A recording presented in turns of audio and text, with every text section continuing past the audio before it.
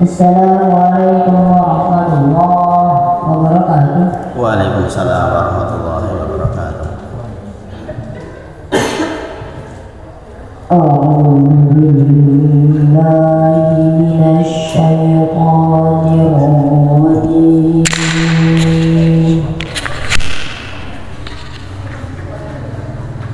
Bismillahirrahmanirrahim.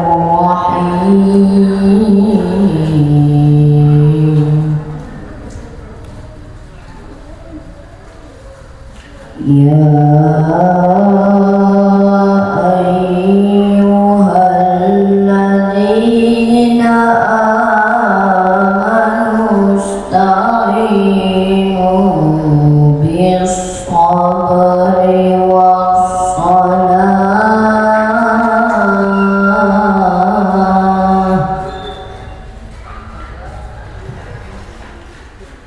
Inna Allaha ma'as-sabirin. Wa la taqulu liman yuqtalu fi sabilillahi amwat,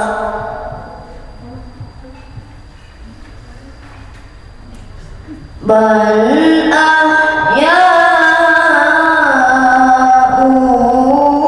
walakin la tash'urun.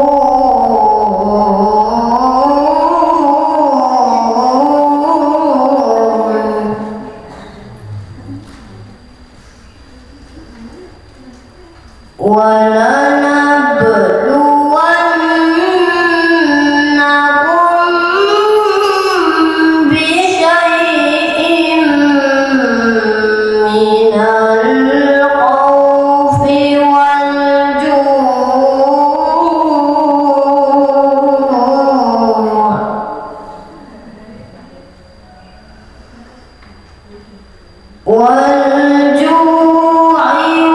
ونقص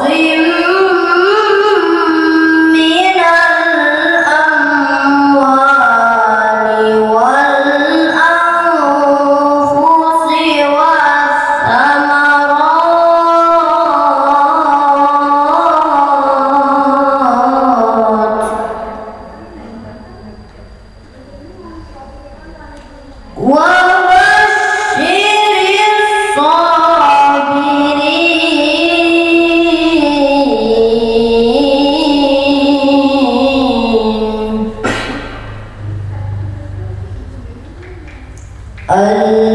الذين إذا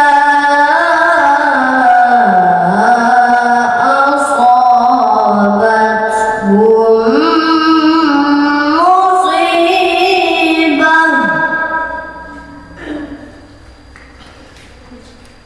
قالوا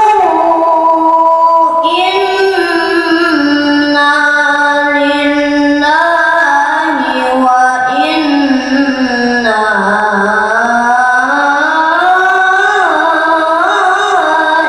إليه راجعون.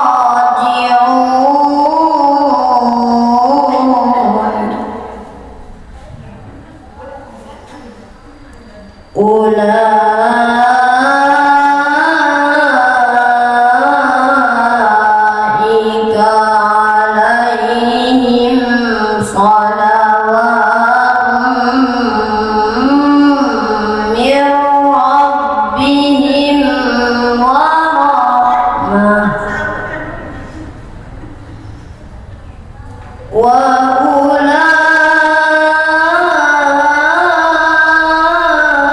وأولئك هم المهتدون.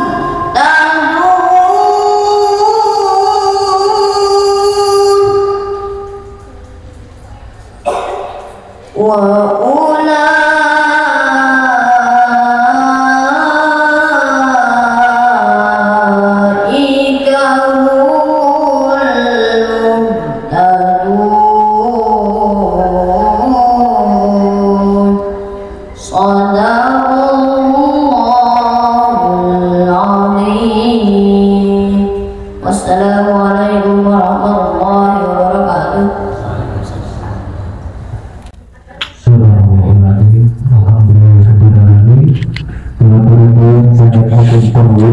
Asyabdur mugi-mugi panjenengan sawuh pintu ganjaran saking Allah Subhanahu wa taala sumrambah dumateng kula panjenengan sami ingkang mirengaken. Amin. Mugi-mugi sampun panjenengan ingkang ditulungaken Allah Subhanahu wa taala.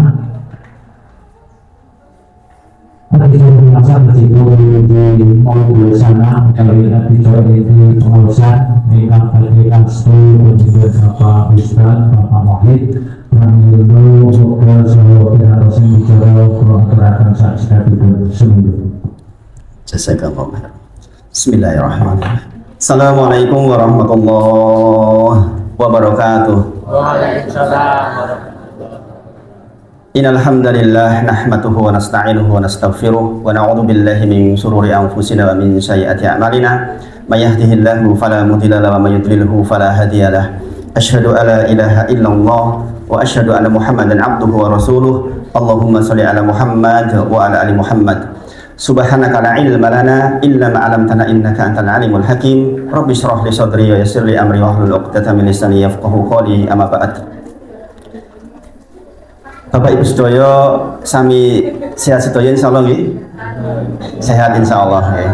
Karena beberapa waktu terakhir mungkin banyak yang flu karena perpindahan musim ya.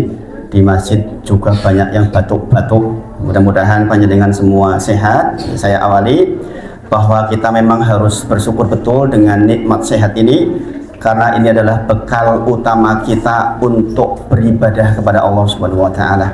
Saya ulang sekali lagi, bekal ini adalah bekal utama kita untuk beribadah kepada Allah Subhanahu wa taala. Malam Jumat seminggu yang lalu saya dijemput oleh seorang jamaah untuk mendatangi ibunya yang sudah 6 bulan itu hanya tinggal dengan isyarat mata. Padahal dulunya sehat sekali. Jadi beliau saya talqin, Bu, la ilaha illallah.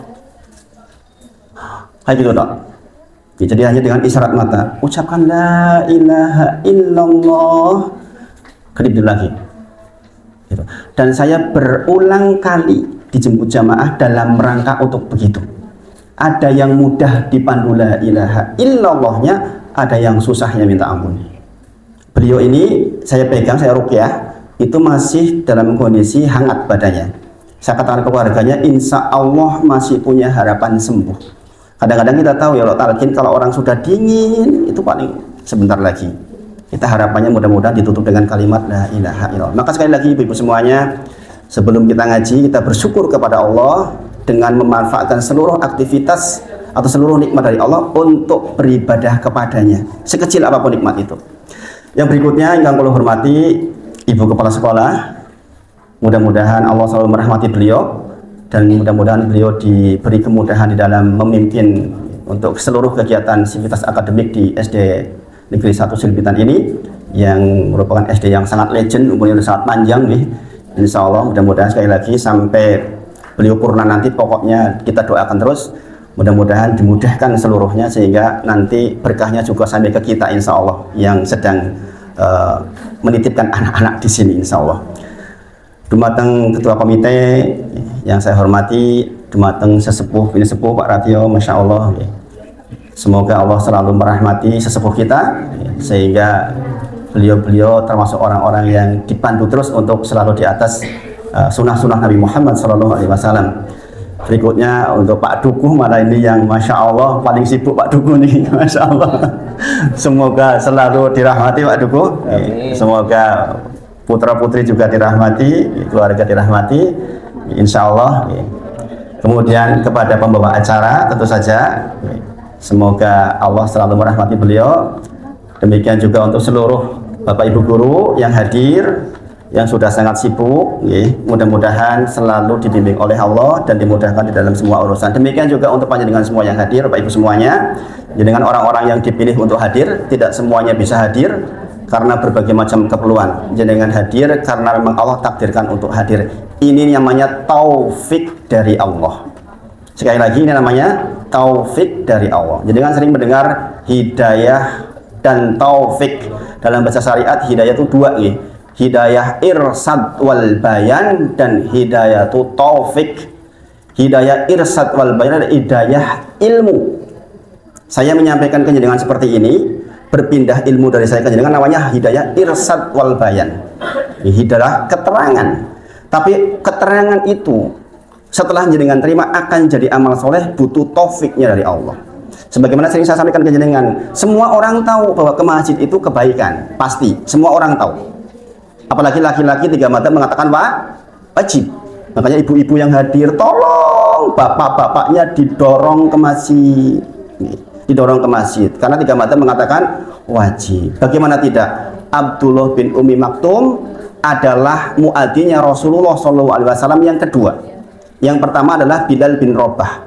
Suatu ketika Abdullah bin Ummi Maktum mengatakan, ya Rasulullah, engkau tahu saya orang buta, tidak ada orang yang nuntun saya ke masjid. Antara rumah dengan masjid masih ada hambatan. Adakah keringanan untuk saya kalau saya dengar adzan tetap sholat di rumah? Kata Rasulullah, la fa'ajib, tidak, tetap berangkat ke masjid. Ini yang menjadikan dalil 3 madzhab mengatakan wajibnya laki-laki sholat berjamaah di masjid. Walaupun di madzhab Syafi'i dikatakan sunnah mu'akadah. Sunnah mu'akadah itu sunnah yang sangat ditekan, orang keperluan banget yuk masjid lah. Gitu. Walaupun tidak sampai derajat kalau di rumah kemudian batal, bukan. Tetapi mengingat keadaan ini, tolong dorong ibu-ibu, karena banyak ngaji ibu-ibu nih. Padahal saya, jamaah saya ini diantaranya datang ini dari Gunung Sempu nih, ikut nganter saya karena saya dijemput lagi sebelum subuh. Hampir sebagian besar jamaah laki-laki, tapi di mana-mana kalau wali ibu-ibu yang berangkat. Ajab sebenarnya bapak-bapaknya. Karena kalau bapak-bapak ngaji nanti lebih efektif, lebih efektif insya Allah. Jenengan ibu-ibu ngaji insya Allah sudah biasa. Kalau jenengan mampu mentransfer ilmu ke bapak-bapak panjenengan, insya Allah keluarga akan menjadi lebih efektif. Kita tahu, kita menghadapi problematika zaman sekarang, anak-anak kita bikin marah kita, ya kan? Bikin mangkel kita. Gitu. Kalau kita nggak kerja tim dengan istri kita, kadang-kadang repot. Saya sendiri kadang-kadang masih suka marah-marah ke anak-anak. Gitu. Apalagi kalau untuk persoalan telat sholat, saya ngamuk betul. Kenapa? Sholat adalah cahaya. Kita bisa lepaskan anak kita kemana saja. Kalau dia masih jaga sholat, insya Allah masih dijagain oleh Allah. Karena as-sholatu nuron. Sholat itu cahaya. Maka yang saya pesankan untuk anak saya yang kelas 3 SMA itu, saya katakan, penyang diwe ento ning nek wayai sholat di foto yo lagi di masjid mana begitu. Ya ini upaya supaya ya di luar bisa ketemu siapa saja. Zaman sekarang itu semuanya masuk ke anak kita. Orang tua nggak bisa kendaliin total, nggak bisa. Jadi kita betul-betul hanya berpasrah kepada Allah, betul.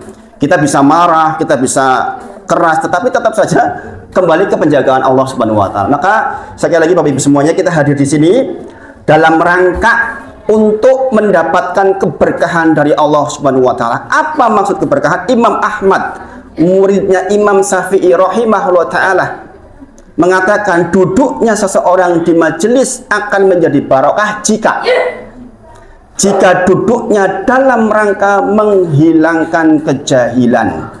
Jahil itu bahasa Arab, artinya ketidaktahuan. Bahasa kasarnya kebodohan. Sebagian kita mungkin sudah berumur 40 tahun, 45 tahun, kita bicara tentang syarat sholat kadang-kadang belum paham. Maka kita duduk seperti ini harapannya menjadi paham. Kita sama-sama mengupayakan lebih mendekat kepada Nabi Muhammad SAW. Ingat, Rasul bersabda, man amila amalan laisa alaihi amruna fahuwa raddun. Sing sinten kemawon mengamalkan suatu amalan yang enggak dipandu oleh Rasulullah tertolak. Artinya kalau kita sholat enggak bersesuaian dengan sholatnya Rasulullah tertolak. Maka kenapa kita ngaji? Untuk menghilangkan ketidaktahuan kita. Setelah tidak tahu, kita minta taufik dari Allah. Setelah tahu, kita minta taufik dari Allah. Ya Allah, mudah-mudahan pengetahuan itu betul-betul menjadi nyata di dalam kehidupan kita sehari-hari. Ya sholat dan masjid tenan. Kita bisa mengimplementasikan. Jadi pernah dengar di antara hadis yang sangat terkenal, barang siapa yang ingin dilapangkan rizkinya, dipanjangkan umurnya, jalin silatu rahim. Kan begitu nggih? Mungkin kita berpikir, lah kok didawake umure? Jarene umur wis tetep di lauh mahfud. Si fulan umurnya sekian. Gila nggih? Maksudnya adalah diberkahi umurnya. Diberkahi umurnya. Apa maksud diberkahi umurnya? Imam Nawawi rahimahullah ta'ala, imam besar di madzhab Syafi'i, mengatakan maksud diberkahi umur yaitu jenengan itu diberi ketaatan. Pengine taat wegah maksiat niku lho berkah. Paham ya? Pengine taat wegah maksiat itu yang namanya berkah umur. Apalah artinya kita sampai 100 tahun ning rataat. Mungkin jenengan 50 tahun tapi taat. Ada ulama besar namanya Imam Nawawi yang akan nanti sebagian kita bahas hadisnya. Itu umurnya cuma 44 tahun. Tapi kitabnya hari ini jangan baca. Kitab Riyadhis Shalihin dia yang bikin. Syarah Sahih Muslim dia yang bikin. Kitab Hadis Arba'in 42 dia yang bikin 44 tahun umurnya, bayangin. Berarti seumur saya kurang. Saya sekarang udah 48. Bayangin. 44 tahun meninggal tapi kitabnya melegenda sampai hari ini, apa berkahnya umur. Nah, ini pentingnya kita betul-betul mendekat kepada Allah, harapannya diberkahi umur. Jangan kebayang nggak? Diberi umur tapi nggak tambah taat. Rugi kan nih? Rasulullah berdoa, wal hayata ziyadatan li fi kulli khair. Ya Allah, jikalau saya ditambah umur 1 jam, saya mohon kepada Allah, ya Allah 1 jam itu tambahan kebaikan. Jangan bertambah umur 1 jam, bukan kebaikan yang diperoleh. Subhanallah. Ini doanya Rasulullah sehari-hari. Ya Allah, nek saya ditambah umur, ya Allah sehari, saya mohon ya Allah sehari itu tambahan kebaikan. Artinya di dalam ketaatan kepada Allah Subhanahu wa taala. Mudah-mudahan kita semua yang hadir hari ini mengupayakan supaya hilang kejahilan dari diri kita, kemudian kita berdoa anak-anak kita juga menjadi penerus yang baik. Bapak Ibu semuanya, kita hadir di sini sebagai wali. Maka saya singgung sedikit tentang bagaimana tentang pendidikan anak-anak kita, Bapak Ibu semuanya. Anak saya yang di sini Azizah, ini dulu, kemudian Aisyah, kemudian Abdullah yang barusan baca Al-Quran tadi. Bacanya meningkat dibandingkan yang dulu nih. Kemarin sudah juara 2 di Kabupaten Bantul. Masya Allah, artinya ada peningkatan. Kita orang tua, Bapak Ibu semuanya, wajiblah melihat potensi anak di mana. Ini penting ini. Nggak semuanya pintar matematika, nggak semuanya pintar bahasa Inggris. Ada yang pintarnya di dunia yang lain. Maka optimalkan di situ. Suatu ketika kemarin saya diundang parenting di MAN 2 Bantul. Kebetulan kepala sekolahnya juga putri seperti beliau. Masya Allah, orangnya tuh Masya Allah, geraknya cepat sekali. Beliau kemudian menghubungi UAD, kerjasama dengan UAD. Parenting di sana, Masya Allah, parenting di sana di lantai 9 yang bagus itu. Kemudian kebetulan yang baca Quran anak saya, Amar, yang sekarang kelas 3 itu. Kemudian disampaikan bahwa anak ini sudah 30 juz hafalannya.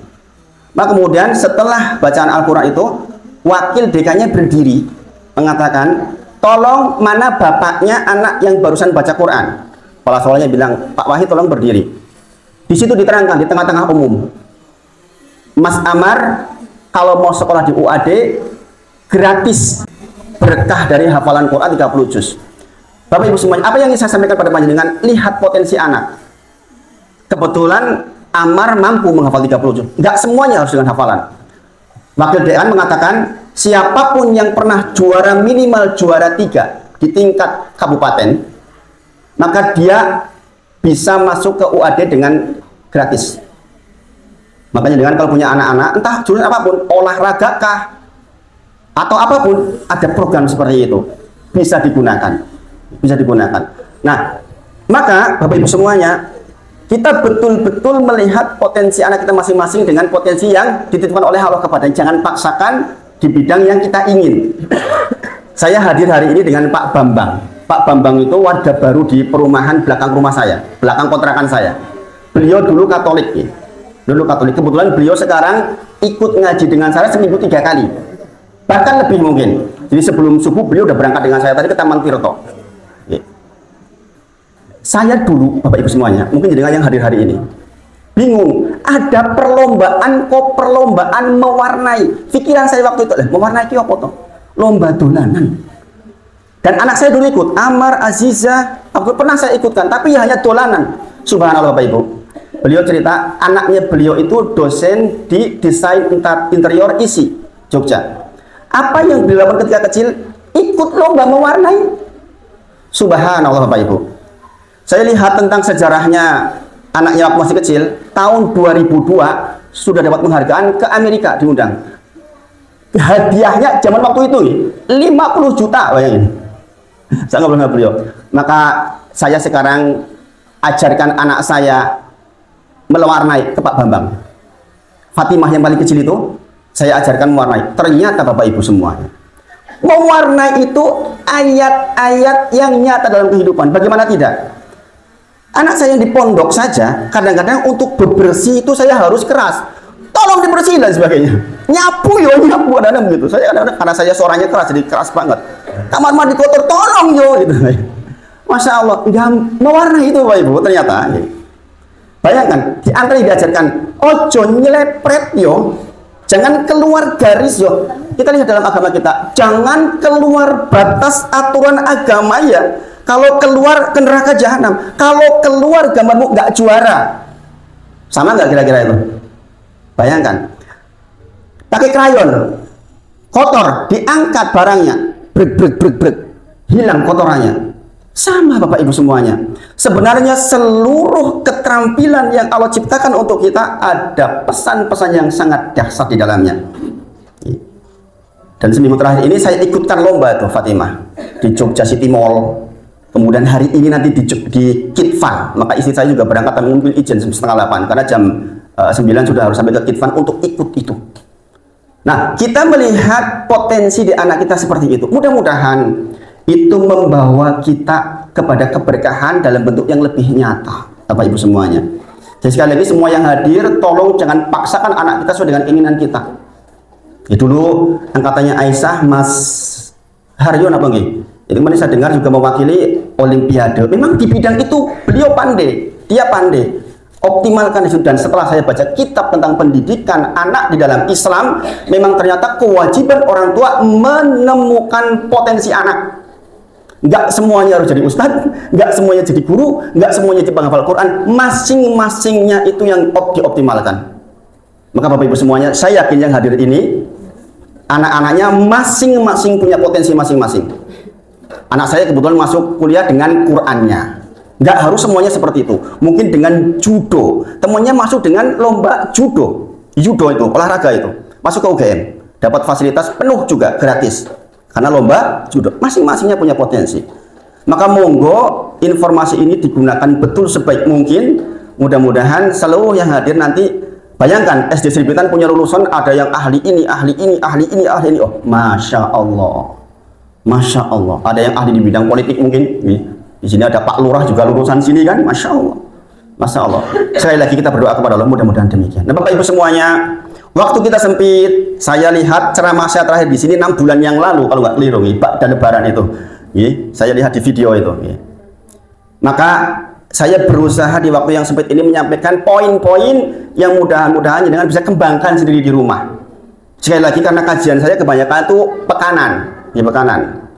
Beliau Pak Tovan ini jemput saya seminggu 3 atau 4 kali sebelum subuh. Padahal beliau orang Gunung Sempu, jamaah di Gunung Sempu, sesepuan Masya Allah. Ingin berkhidmat dengan guru katanya, Masya Allah. Padahal sesepuan, Masya Allah, Masya Allah. Apa yang ingin saya sampaikan? Poinnya ini Bapak Ibu semuanya. Tolong jangan perhatikan betul, jadi jangan kembangkan di rumah sendiri karena waktu kita sempit. Satu, seorang muslim wajib tahu tentang syarat dan rukun kalimat la ilaha illallah. Poin 1, jangan catat nih. Seorang muslim siapapun dia wajib tahu syarat kalimat la ilaha illallah. Yang kedua, seorang muslim harus tahu minimal 42 hadis arba'in. Hadis ada ratusan ribu. Di dalam Sahih Bukhari ada 7.000 lebih hadis sahih. Jangan nggak perlu semuanya tahu. Minimal 42 tahu ada di hadis arba'in. Arba'in artinya 40, 40-an. Jumlahnya 42. Siapapun yang tua tahu 42 hadis itu, insya Allah pokok ajaran agamanya udah paham. Jadi kalau jangan jadi muslim udah 50 tahun kok hadis arba'in orang ngerti, ya kebanggaan kemana saja hari selama ini gitu. TikTok, IG, pokoknya sih dibuka nyekrol. Sini repot kok, jenengan sudah nyekrol itu nggak habis-habis waktunya. Apalagi kalau sudah memasukkan ke keranjang belanja, padahal ratau dituku. belanja di keranjang sampai penuh. Anda sudah tidak bisa lagi memasukkan ke keranjang belanja karena sudah penuh keranjangnya. Kata ibu-ibu, wis seneng ya Ustaz, nek wis banyak keranjang iki rasanya kaya wis tuku. Ibu-ibu begitu enggak? Mudah-mudahan enggak. Jadi kan insyaallah sugih kabeh nek mlebu keranjang belanja wis dituku insyaallah. Kemudian yang ketiga, fikih dasar. Fikih dasar. Fikih dasar yang mana? Minimal fikih dasar terkait dengan rukun Islam. Nih, jadi bab tentang sholat, bab tentang zakat, bab tentang puasa, bab tentang haji, bab tentang syahadat, jadi harus paham. Jadi kajian saya berputar-putar tidak akan lepas dari itu. Tentu saja ilmu agama jauh lebih luas dari itu. Jauh lebih luas, nggak akan selesai sampai kita meninggal. Tapi minimal pokok-pokok ini jangan perhatikan betul. Ini bekal Bapak Ibu. Yang pertama, tentang kalimat la ilaha illallah. Rasulullah bersabda, man akhiru kalamihi la ilaha illallah dakhalal jannah. Siapapun yang akhir kalamnya la ilaha illallah pasti masuk surga, kata Rasulullah. Pertanyaannya sekarang, oh, gampang men Ustaz. Singkono la ilaha illallah kok mlebu surga? Kok gampang men itu? Dulu saya pernah sampaikan di sini. Kalau dengan pegawai PKU Muhammadiyah Kota, ada dokter yang meneliti 1000 orang diteliti ketika sakaratul maut, ternyata yang bisa mengucapkan la ilaha illallah dengan sempurna berapa? Masih ingat nggak? 40. Yang 960 ada yang di akhir masa. Ingat Bapak Ibu, orang itu akan ditutup dengan kebiasaannya. Jadi kan pernah lihat orang lagi baca Quran, wa ilahukum ilahu wahid, meninggal. Pernah lihat ibu-ibu di YouTube? Pernah lihat seperti itu? Orang lagi sujud meninggal. Pernah lihat? Pernah lihat gitu? Banyak kejadian orang dengan kebiasaan hariannya dia meninggal. Orang ceramah kayak saya meninggal ada? Banyak. Orang lagi ngisi Jumatan meninggal ada? Ada. Demikian juga ada yang lain. Saya nggak sebutkan, gitu. Saya nggak tega nyebutinya. Gitu. Di panggung subhanallah lagi dalam tanda kutip setengah mabuk. Bayangin, muter-muter meninggal, subhanallah. Kita tidak ingin yang demikian. Maka sekali lagi ingatlah, man akhiru kalamihi la ilaha illallah dakhalal jannah. Barang siapa yang akhir kalamnya la ilaha illallah dakhalal jannah. Pertanyaannya sekarang, kok gampang men? Iya Bapak Ibu, kalau hanya mengucapkan la ilaha illallah, mohon maaf, manuk waiso. Ya enggak? Ada burung beo tuh di YouTube. La ilaha illallah, begitu kan? Coba nanti tinggal lihat, ada burung bisa mengucapkan la ilaha illallah, ada burung bisa mengucapkan al-fatihah. Mohon maaf.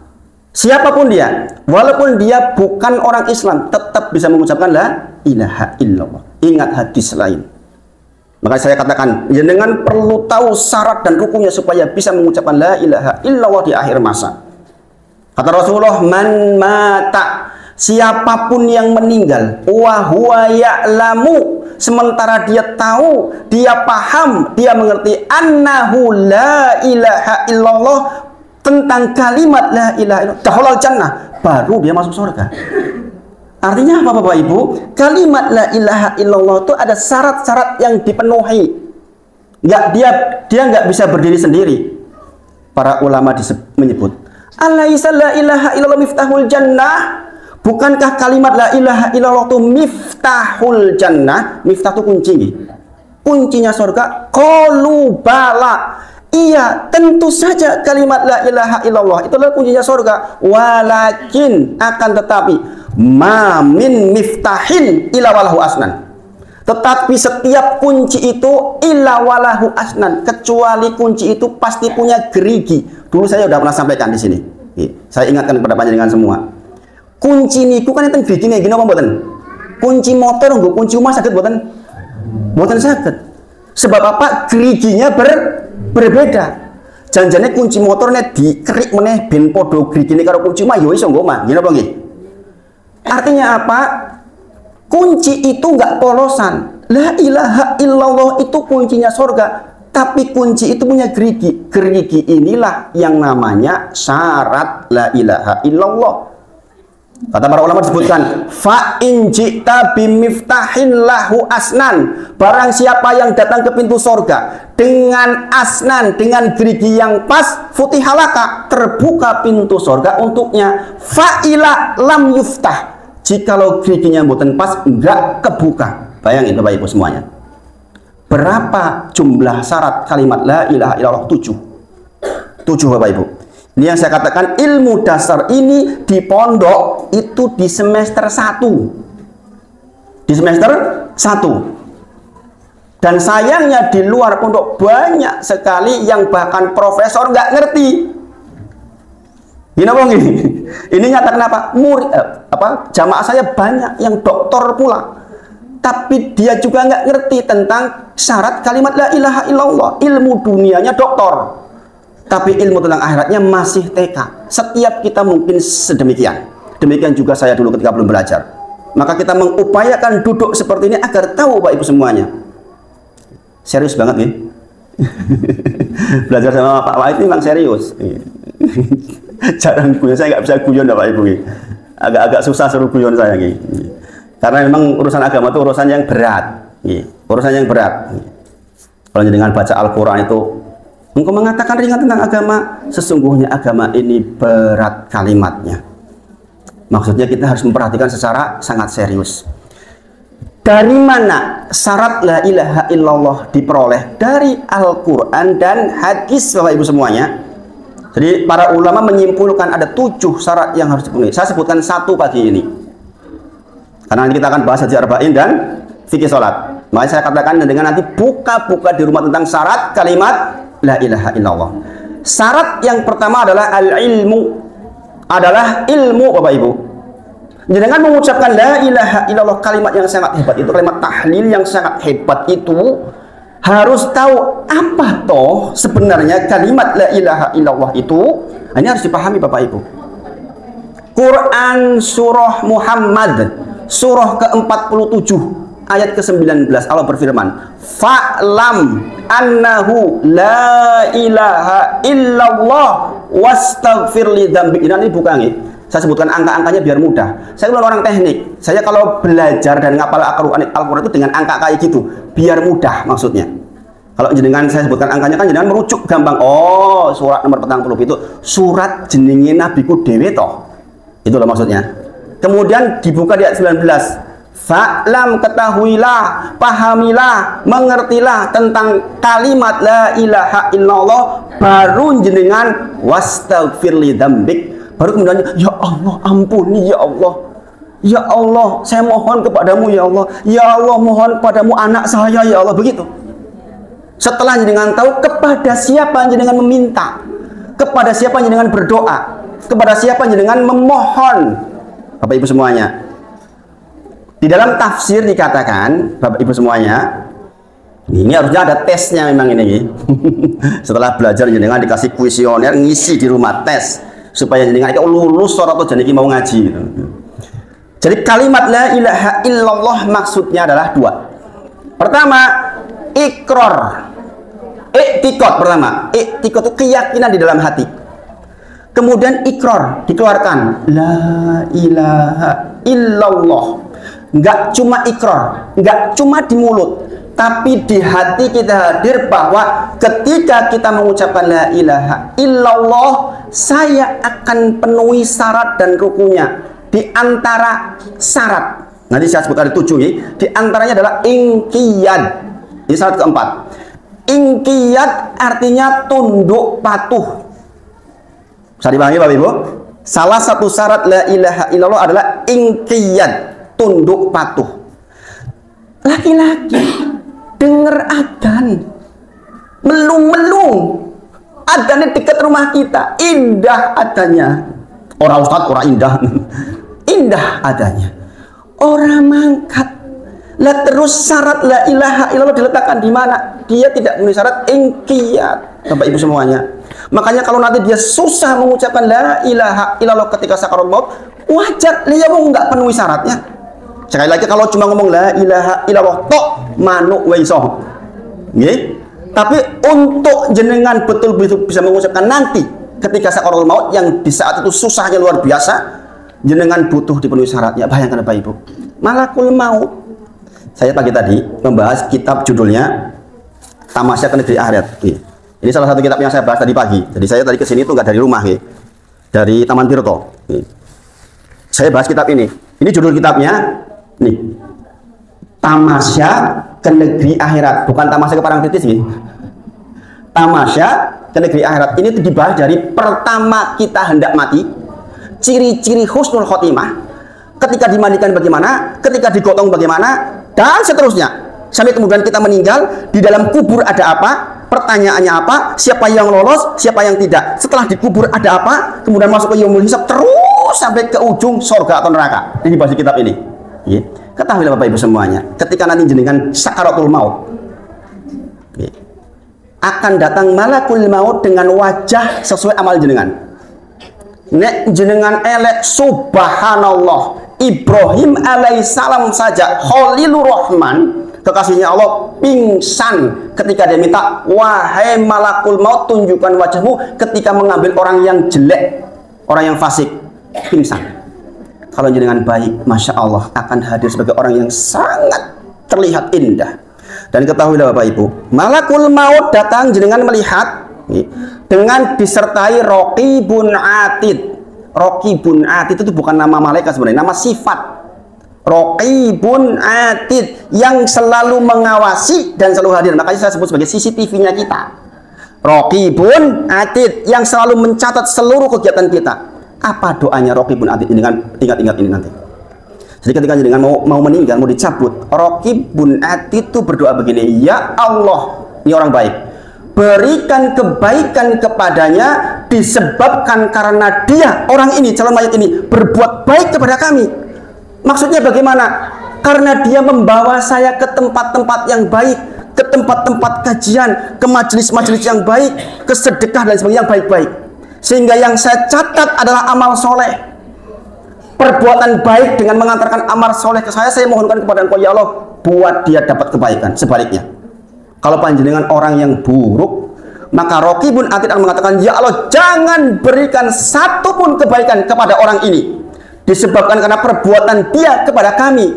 Dia bawa aku ke majelis ghibah, dia bawa aku ke perzinahan. Sebelum jenengan bayangkan, jenengan orang yang ditugasi nyatet orang. Oh Pak, jenengan tugasnya nyatet Pak Wahid, yang di WDE catet yo, kondo Pak Wahid catet yo. Bayangkan kalau orang itu dibawa, naudzubillah, ke perzinahan, ditulis lagi zina, jengkel ya kira-kira, mangkel nggak yang nyatet? Mangkel nggak? Kalau jenengan, oh pengajian, lah senang, gini bang, maka pantas Raqibun Atid berdoa begitu. Maka minimal Bapak Ibu semuanya, kalau jangan mau berbuat hitung-hitung, kalaulah belum sampai ke Allah, muraqabatullah, ihsan derajat tertinggi dalam agama, merasa dilihat oleh Allah, minimal tahu ada Raqibun Atid yang nyata jenengan. Arab ngomong, dicatat saya.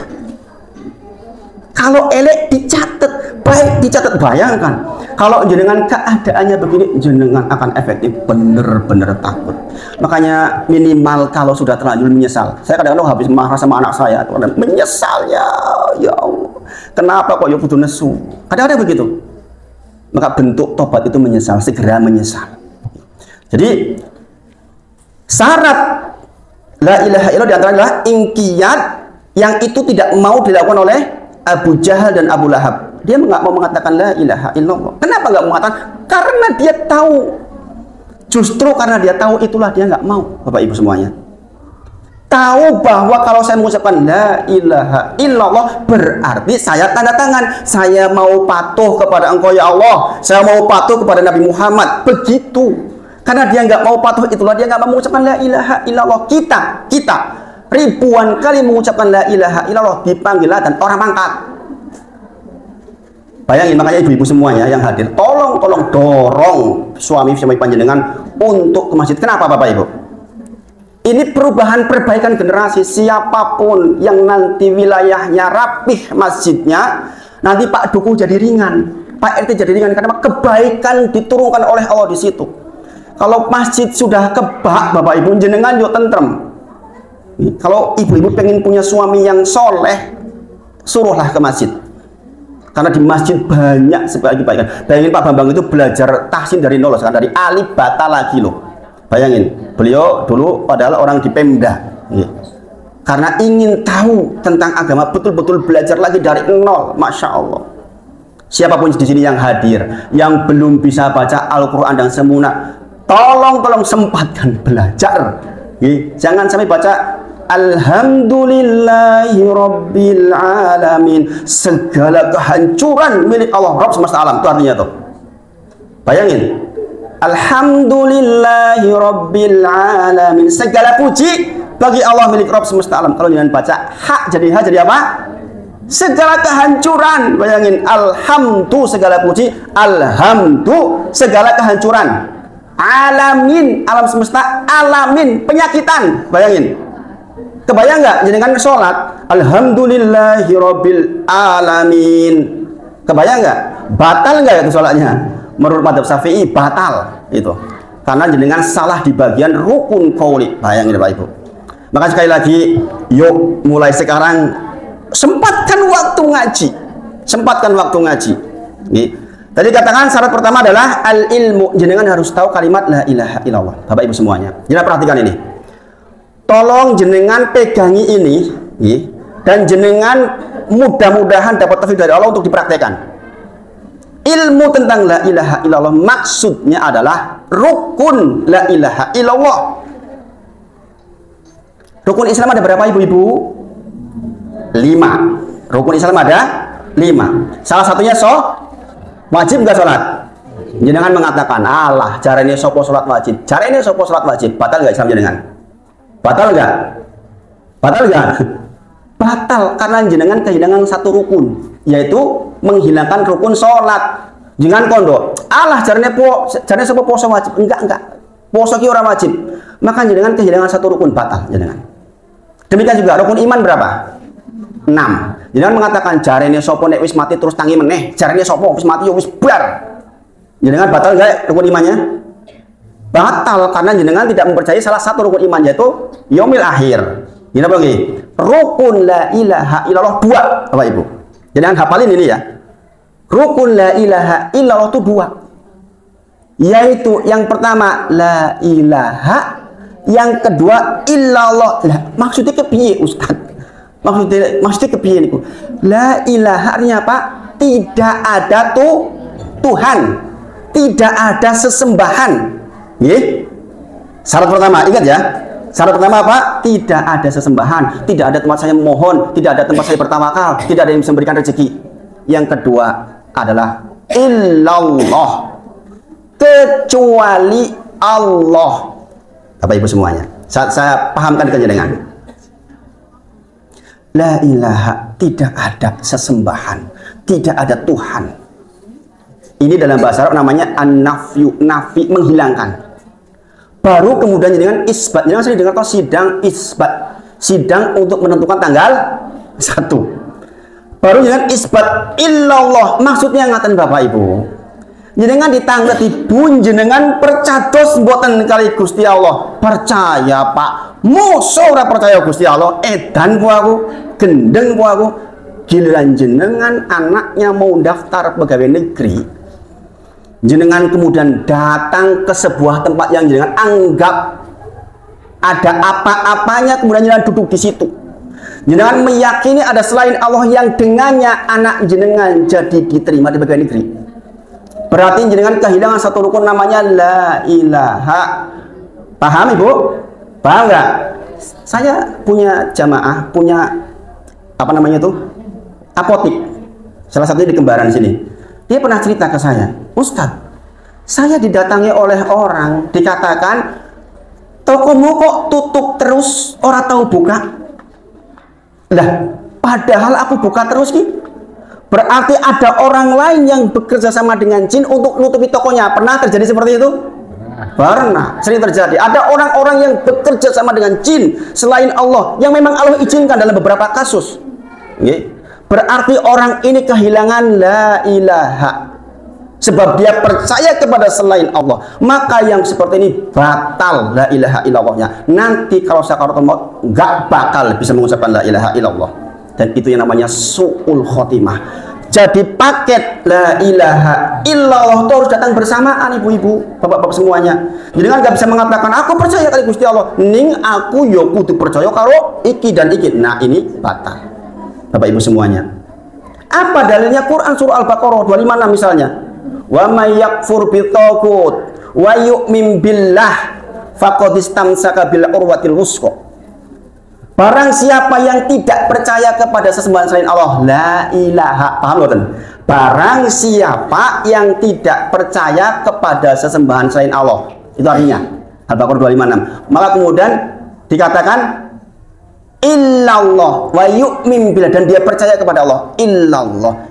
Jadi syarat kalimat la ilaha illallah diambil dari ayat-ayat Al-Quran yang jumlahnya sangat banyak. Enggak saya bahas seluruhnya di sini karena tentu saja nggak bakal cukup waktunya. Jadi itu yang pertama poinnya, Bapak Ibu. Jenengan tolong nanti di rumah lanjutkan pembahasan tentang syarat dan rukun kalimat la ilaha illallah biar kita termasuk orang yang selamat. Di balik seluruh yang kita kerjakan, yang kita pelajari dalam agama ini, inti sarinya di situ. Nggak ada artinya jenengan sangat hebat di ibadah yang lain kalau bab la ilaha illallah jenengan boten paham, repotnya luar biasa. Karena apa? Sekali lagi, man mata, barang siapa yang meninggal, wa huwa ya'lamu annahu la ilaha illallah dahwal jannah. Barang siapa yang meninggal sementara dia paham betul, mengerti betul, mengimplementasikan betul kalimat la ilaha illallah, maka masuk surga, dijamin. Dijamin. Sayangnya sekali lagi tidak banyak orang yang memenuhi syarat dan rukunnya. Itulah Bapak Ibu semuanya di antara alasan yang membuat saya hijrah. Saya dulu pengusaha properti, Bapak Ibu. Saya semester 4 sudah bisa beli truk. Saya ketika hijrah itu menjual seluruh aset. Saya ngontrak rumah lagi karena keyakinan bahwa saya harus taat kepada Allah dan Rasulnya.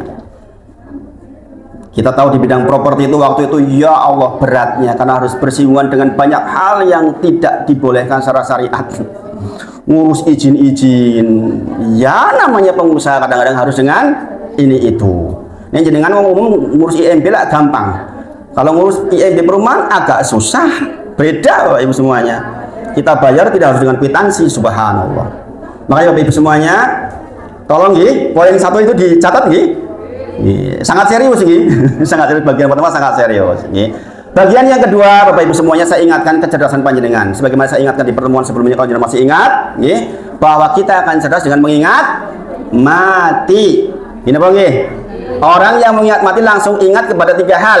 Dimuliakan oleh Allah dengan takjilu tobat, dia akan segera bertobat. Wong kelingan mati mesti kan langsung tobat. Nggih, jenengan sekarang hari Ahad, Selasa sore jenengan seto. Bu, jenengan Selasa sore seto, yakin jenengan tobat. Gini Bang nggih. Isi sempet teng parantesis mboten? Sempat enggak? Selasa sore jenengan dikabari, Bu, jenengan Selasa sore ya. Tak cabut nyawani.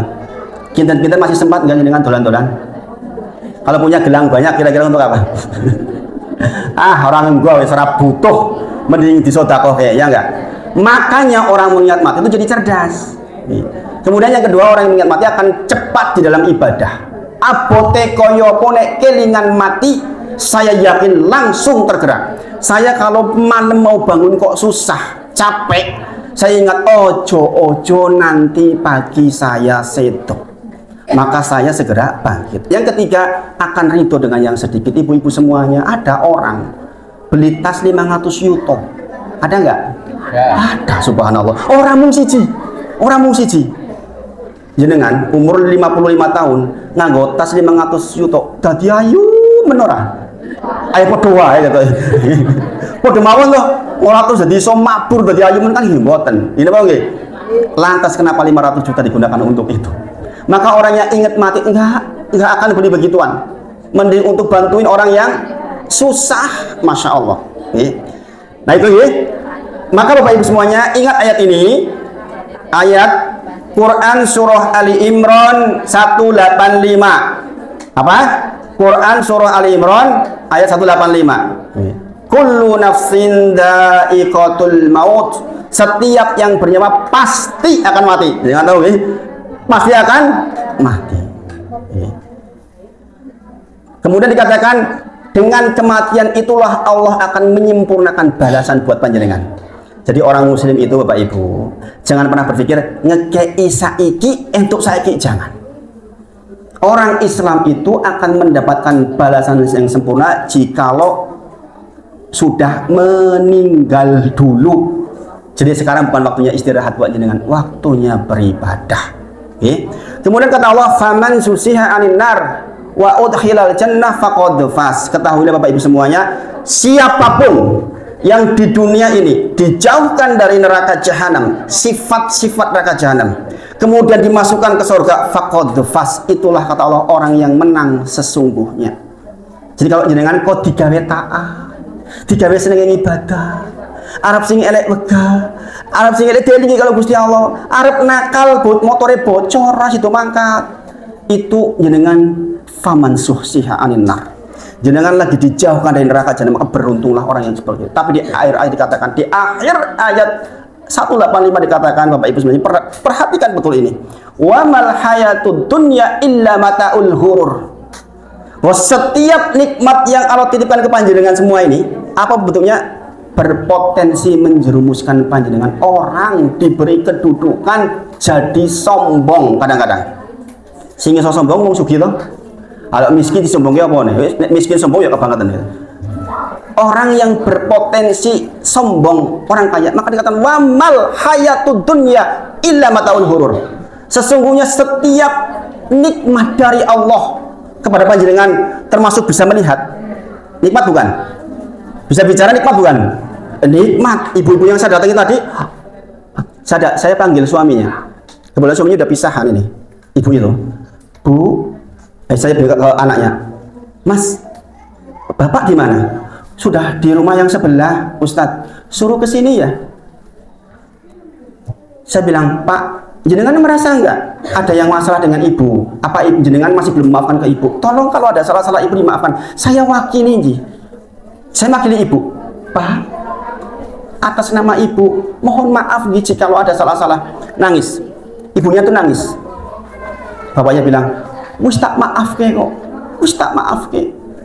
Bayangin, mumpung jenengan masih punya nikmat bisa bicara, zikir yang banyak.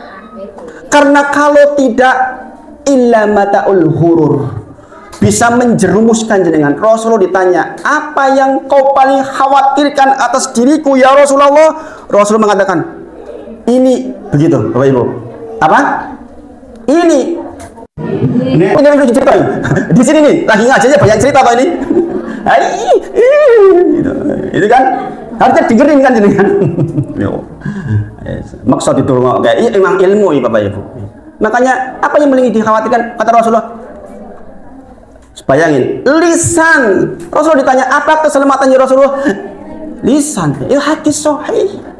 Bapak Ibu semuanya, maka sekali lagi, sekecil apapun nikmat, tolong gunakan untuk beribadah kepada Allah. Jenengan bisa melihat, pastikan jenengan melihat yang diizinkan oleh Allah Subhanahu wa Ta'ala. Karena itulah sejatinya tujuan Allah membuat jenengan bisa melihat. Banyak orang yang kelihatan matanya udah nggak bisa melihat lagi, katarakah. Kalau udah sepuh harus operasi katarak. Mumpung jenengan masih bisa melihat, pastikan jenengan melihat yang diizinkan oleh Allah Subhanahu wa Ta'ala. Karena Allah berfirman, wa mal hayatud dunya illa mataul ghurur. Sebenarnya setiap nikmat yang Allah titipkan kepada panjenengan, apapun itu, berpotensi menjerumuskan jenengan. Sehat yang teramat sehat kadang-kadang membuat jenengan juga terjerumus. Nek wis loro kelingan masjid, nek lagi sehat kelingane sepedaan wae. Ya ora apa-apa sepedaan nggih. Ini sepedaan pendak dino muter muli-muli ya nggih repot nggih. Kemudian Bapak Ibu semuanya, saya bacakan Al-Mu'minun 99. Hatta idza jaa ahadahumul maut qala rabbirji'un. Jikalau datang kematian nanti pada panjenengan jangan mengatakan, ya Allah, mbok saya dibalik ke dunia. La ali amalu sholihan fi matarok. Ya Allah, ben aku iso ngerjani opo-opo sing ben tak tinggal. Apa itu? Iso sholat ora, iso sedekah ora, iso berbuat baik ora. Dia minta balik dalam rangka itu. Kata Allah, kala, sekali-kali mboten. Innaha kalimatun huwa qailuha. Quran surah Al-Mu'minun 99 ini bukan nanti nggih. Surah Al-Mu'minun ayat 99. Ngapal kene gampang nggih. Kata Allah, kalla, sekali-kali tidak. Innaha kalimatun huwa qailuha. Kowe iki kondo mung lamis tok, engko nek dibalekke yang dunia meneh yo gibah meneh. Males meneh, ora salat meneh. Wa min waraihim barzahun, kata Allah. Sesungguhnya di depanmu itu ada barzah. Barzah makanya alam barzah. Barzah artinya dinding yang tebal, Bapak Ibu. Alam barzah maksudnya alam yang ada dinding pembatas yang sangat tebal, yang nggak mungkin jenengan balik ke dunia illa yauma yub'atsun, kata Allah. Sampai nanti hari dibangkitkan, nengkono wae jenengan. Hanya ada dua pilihannya di situ, yaitu dapat nikmat atau siksa. Apa bentuk nikmatnya? Ditemani amal soleh jenengan kalau jenengan baik. Kemudian jenengan setiap pagi dan petang dibukakan tentang kedudukan jenengan di sorga. Jenengan bahagia. Maka dia mengatakan, ya Allah, mbok cek kiamat. Sebaliknya kalau dia orang buruk, maka dia ditemani oleh orang yang sangat buruk. Kemudian dia diperlihatkan kedudukannya di neraka jahanam. Subhanallah. Maka di kubur itu hanya ada dua pilihannya, nikmat atau sengsara. Kemudian saya sampaikan satu ayat lagi nih, tentang pengingat kematian, yaitu Al-Munafikun ayat ke-10. Al-Munafikun ayat ke-10. Tadi Al-Mu'minun, sekarang Al-Munafikun ayat 10. Nih. Wa anfiqu mimma razaqnakum min qabli ayati ahadakumul maut fayaqula rabbi laula akhartani ila ajalin qarib, kata Allah. Panjenengan manusia yang diberi kelebihan oleh Allah, entah tenaga, entah ilmu, entah harta, bersedekahlah sebelum datang kematian kepadamu. Kemudian fayaqula rabbi, kemudian dia mengatakan, ya Allah, mbok ditunggu sebentar saja, jangan mati sekarang ya Allah, laula akhartani ila ajalin qarib, sithik we ya Allah. Apa yang jenengan inginkan, fa'asaddaku, agar saya bisa sedekah, wa akum minas sholihin, dan saya termasuk orang-orang yang soleh. Orang soleh disebut di An-Nisa 69. Tafsir dari ihdinas siratal mustaqim. Apa ihdinas siratal mustaqim? Dikatakan di An-Nisa 69. Di antara An-Nisa 69 adalah orang soleh. Maka orang yang mau mati mengatakan, ya Allah fa'asaddaku, agar saya bisa bersedekah, wa aku minas sholihin, dan saya termasuk orang yang soleh. Bapak Ibu semuanya, bayangin Bapak Ibu. Jadi orang jenengan sana punya harta kok iman-iman, maka dikatakan wala yajtamau as-suh wal iman fi qalbi abdin abadan. Tidak akan berkumpul Bapak Ibu semuanya. As-suh, suh niku napa? Pelit men itu suh dalam bahasa Arab ya. Wal iman, dan iman fi qalbi abdin abadan, di hati seorang hamba selamanya. Jenengan ngaji ping 1000, nek jenengan isi pelit, jenengan belum beriman, kata Rasulullah. Kenapa? Wala yajtama'u, nggak akan berkumpul as-suh wal iman, antara pelit dan iman, fi qalbi abdin abadan. Nanti insya Allah infaknya dapat banyak nih kepala sekolahnya, langsung infaknya banyak. Harus langsung dipraktikkan ibu-ibu, mumpung lagi dapat keterangan. Ditunda meneh ngomong nih, Allah nanti ketemu lagi support yang lain, cara ini sopo. Padahal kandang kondone Rasulullah SAW. Jangan dibuka nih hadis sahih tentang pelit dan imam. Jangan buka nanti di rumah. Pada zaman sekarang orang ngomong kayak saya itu bisa dicek di internet. Iki bener atau omongan Ustaz Wahid? Jadi kan bisa cek. Itu pengingat yang kedua, kecerdasan. Yang ketiga sekarang yang terakhir adalah tentang sholat kita. Kenapa Bapak Ibu? Di beberapa masjid di dekat sini, salah satunya di masjid Jabal Nur di depan Coklat Monggo ini, setiap Ahad pertama ada kajian saya di masjid itu membahas tentang fikih sholat. Insya Allah untuk umum, jadi kalau datang juga boleh. Jadi konfirmasi ke panitianya, cukup banyak ibu-ibu dan bapak-bapaknya. Yang paling dekat di sini, sebenarnya kajian saya di tempat lain banyak, tapi yang paling dekat di sini di situ itu. Bahkan ada di kampung Jojoran Wetan juga saya bahas tentang itu. Jadi di sini ada kajian dekat itu malam Sabtu, yang di sini hari Ahad, di Ahad pertama. Bapak Ibu semuanya, mengapa saya sampaikan sholat? Jenengan tahu Bapak Ibu semuanya nggih? Nggih, tentang Quran surah Al-Isra, surah ke-17. Nggih. Itu kisah tentang turunnya perintah salat. Subhanalladzi asra bi abdihi lailam minal masjidil haram, dan seterusnya. Itu mengisahkan tentang turunnya perintah sholat. Berapa kali Bapak Ibu pertama diperintahkan sholat? 50 waktu Bapak Ibu semuanya. Nggih, maka kemudian Rasulullah turun ketemu Musa alaihissalam. Sesungguhnya umatmu nggak akan kuat 50 waktu. 50 waktu ini bukan 50 rakaat ya Bapak Ibu. 50 waktu. Duhur itu 4, asar itu 4. Berarti ini 50 waktu kira-kira ya meh 200 rakaat. Awalnya artinya apa? Secara asal Allah tuh cinta banget dengan ibadah sholat, Bapak Ibu semuanya. Makanya kalau jenengan kok sampai ninggalin sholat subhanallah, lantas andalan hidup panjenengan apa? Ibu-ibu semua yang hadir sekarang, ada nggak yang masih bolong sholat 5 waktu? Ada Ustadz lah wingi kayak aku sengaja batal head jenengan head jam 1 siang. Jam 1 siang jenengan mari soko head. Jenengan sholat duhur enggak? Kelingan sholat duhur yang ditinggal enggak jenengan? Jenengan head jam 1 siang. Lah jam setengah 12 sebelum duhur toh? Berarti sudah ada waktu belum? Antara jam setengah 1 sampai jam 1? Sudah, jenengan harusnya sudah sholat belum? Jenengan kok enggak sholat? Utang jenengan. Nanti ketika sembuh jenengan langsung kodok duhur. Saya yakin ibu-ibu banyak yang ninggalin ini. Gini apa nggih? Subhanallah. Utang jenengan padahal satu sholat 500 tahun perjalanan. Kata-kata 500 tahun perjalanan dibahas tersendiri ini. Pembahasannya banyak sekali. Lah kok jenengan ora sholat? Lah aku kan head. Lah itu jam piro? Jam loro. Lah jam setengah loro jam loro ngopo? Ngumbahi. Subhanallah, jenengan utang 1. Jenengan selesai head jam 11 malam. Atau jenengan setelah head jam 6:04 sore. Sudah waktu maghrib itu? Jenengan adus kapan? Adus kapan? Sesuk isu subuh. Jenengan kehilangan sholat maghrib dan sholat isya. Jenengan utang 2. Subhanallah Bapak Ibu. Inilah pentingnya belajar fikih sholat. Jenengan jam 11 wengi mari head. Jenengan langsung adus apa nunggu esuk? Esuk.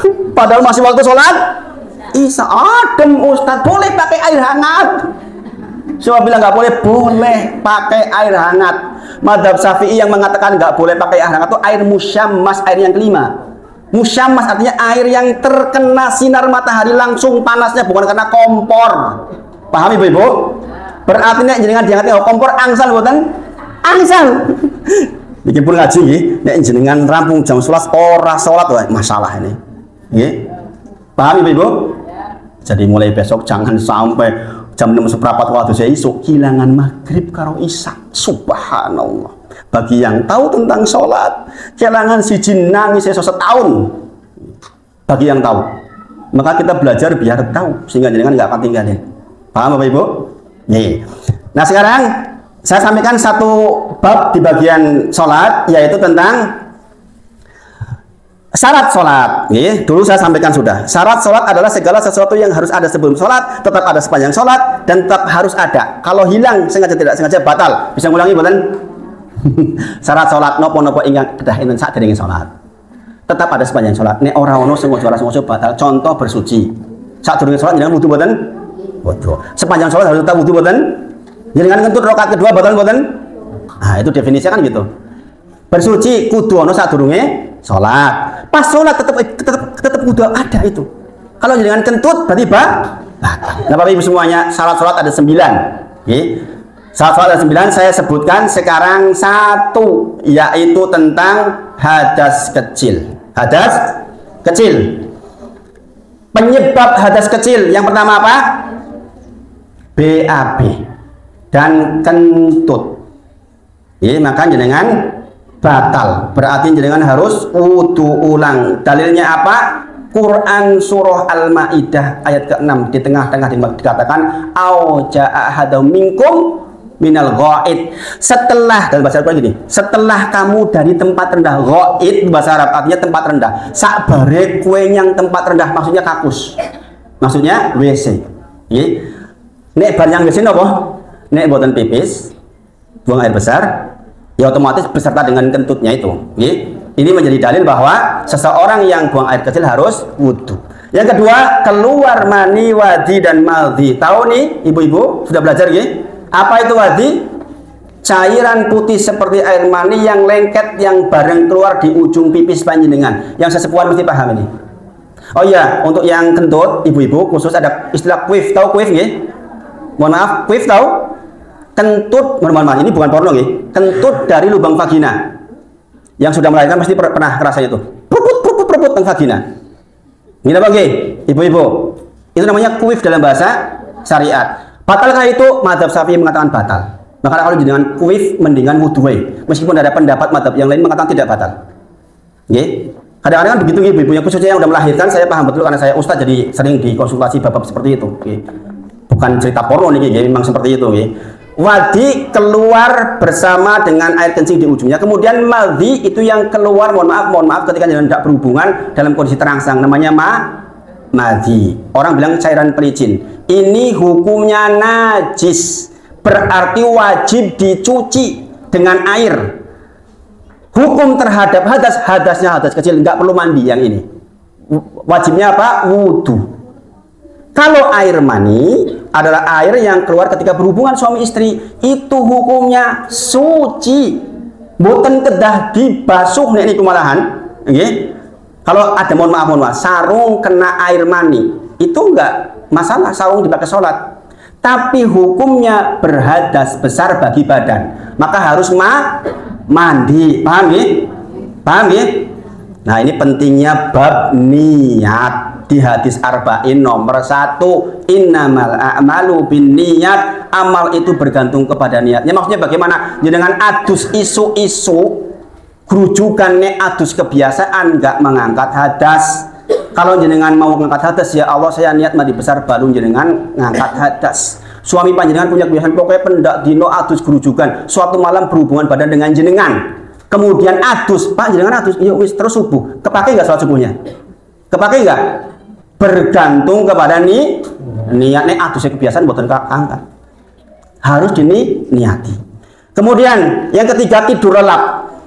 Apa definisi tidur lelap? Tidak mendengar sesuatu pun, tidak terasa benda jatuh. Misalnya begini nih, saya pegang benda, ngantuk, meneng baik, itu tidur beneran itu. Orang Jumatan, meneng baik, barang jatuhnya maka dia termasuk batal. Atau mohon maaf, keluar air liur alias ngiler. Jangan Jumatan, Pak, ini udah batal, harus wudu. Kemudian yang keempat, hilangnya akal karena mabuk, pingsan atau gila, itu juga menjadikan kita harus berwudu. Yang nomor 6, nomor 4, nomor 5, makan daging unta. Alah orang tahu nang kene Ustaz. Maksudnya ngaten, maksudnya ibu-ibu. Rasul ditanya, "Ya Rasulullah, saya makan daging kambing, apakah saya harus wudu?" Wa in syi'ta, kata Rasulullah, nek kue gelem wudu, nek ora ya ora apa-apa. Daging unta ya Rasulullah, wudu. Maksudnya apa? Jenengan lagi reunian ibu-ibu. Reunian kumpul di sebuah warung makan, tempat wudune tiri cilik banget. Wayahe maghrib, jenengan nggo ngantri tekan isara rampung. Padahal jenengan berdahar, nek dahare bukan daging unta maka enggak batal. Paham apa Ibu maksudnya? Jadi maksudnya apa tuh Ustaz? Itu manfaatnya. Kadang-kadang kita diundang reunian, kadang pertemuan, di tempat pertemuan tempat sholatnya kecil, kudu ngantri, wudune kudu ngantri, kalau jangan kudu nunggu wudu ora rampung. Paham ya? Kemudian yang nomor 6, bersentuhan kulit laki-laki dan perempuan, syaratnya sudah balik. Saya mau ke masjid, ketemu tetangga misalnya punya anak kecil, kemudian saya pegang-pegang pipinya, bocah batal nggak yang dipegang anak kecil? Enggak. Batal kalau ibunya dipegang. Oh, diamuk di bojone.